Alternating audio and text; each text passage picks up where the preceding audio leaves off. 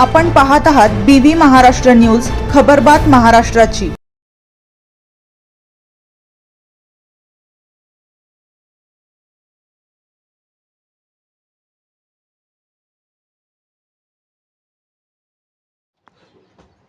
नामपूरला petrol पंपासमोर diesel मिळण्यासाठी drum बजाव आंदोलन।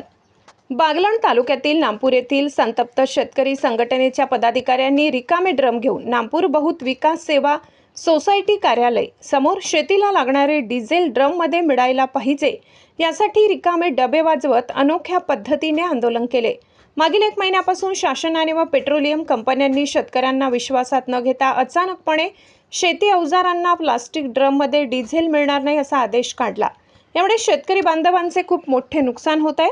पेट्रोल पंपांपासून काही शेतकऱ्यांचे 20 ते 25 किलोमीटरच्या अंतरावर शेती आहे। एवढ्या लांब ट्रॅक्टर आणणे आर्थिकदृष्ट्या परवडत नाही। तसेच शेती नांगरत असताना अचानकपणे डिझेल संपल्यावर ट्रॅक्टर बंद पडतो। बंद पडलेला ट्रॅक्टर चालू करण्यासाठी डिझेल आणायचे कुठून असा प्रश्न निर्माण झालाय। या व्यतिरिक्त अनेक शेतकऱ्यांकडे स्वयंचलित पॉवर टिलर, पाणी उपसण्यासाठी डिझेल पंप आहेत। त्यांना डिझेल आणायचे कुठून याबाबत रयत क्रांती संघटनेचे प्रदेशाध्यक्ष दीपक पगार, प्रवीण हिरे, राजीव सावंत यांनी 15 जून रोजी बागलाणचे तहसीलदार व कृषी अधिकारी व जिल्हाधिकारी यांना निवेदन दिले होते।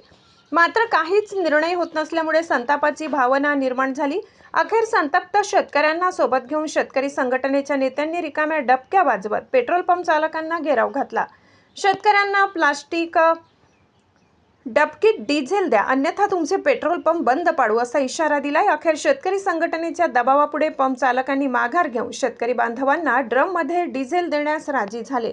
यावेळी खेमराज कौर, प्रवीण हिरे, राजीव सावंत, विनोद पाटील, प्रवीण सावंत, भूषण सावंत, अंताजी कौर, BS भांबरे, सीताराम सोनवणे, आकाश साळुंखे, शरद पवार यांच्यासह परिसरातील शेतकरी बांधव मोठ्या संख्येने उपस्थित होते। BV न्यूज महाराष्ट्रासाठी सहसंपादक विनोद पाटील। नामपूर सोसायटी पेट्रोल पंपावर आम्ही जे नामपूरचे सर्व पेट्रोल पंप मालक आहेत किंवा संचालक आहेत त्यांना विनंती करून निवेदन दिलेलं आहे की शेतकऱ्यांना डिझेल प्लॅस्टिक बॅनरमध्ये मिळालं पाहिजे। कारण शेतकरी हा जगाचा पोशिंदा आहे आणि त्याच्याकडे जे वाहन राहतात, समजा ट्रॅक्टर असेल, त्याच्याकडे डिझेल पंप असेल, जनरेटर असेल। आता तो काही जनरेटर ते लोखंड राहतं, जनरेटर येतो पंपावर घेऊन येणार आहे का? म्हणजे अशा अनेक समस्या आहेत। आम्ही 15 दिवसापूर्वी तहसीलदारांना निवेदन दिलं होतं।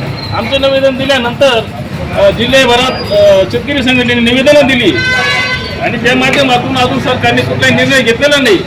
जर सरकार कुठला निर्णय घेत नसेल तर आमच्या संघटनेच्या स्टाईलने आमची स्टाईल आम्ही शासनाला दाखवून देऊ। आम्ही पेट्रोल पंपावर हल्ला करू आणि काही त्यांना सर्व जबाबदार सरकार राहील, तहसीलदार राहतील, कलेक्टर राहतील आणि त्यांनी ते आमची मागणी लवकरात लवकर मान्य करावी, अन्यथा तीव्र आंदोलन छेडून त्याला सर्व शासन जबाबदार राहील अशी आम्ही विनंती करतो। नाही तर मग पेट्रोल पंप आम्ही बंद पाडू।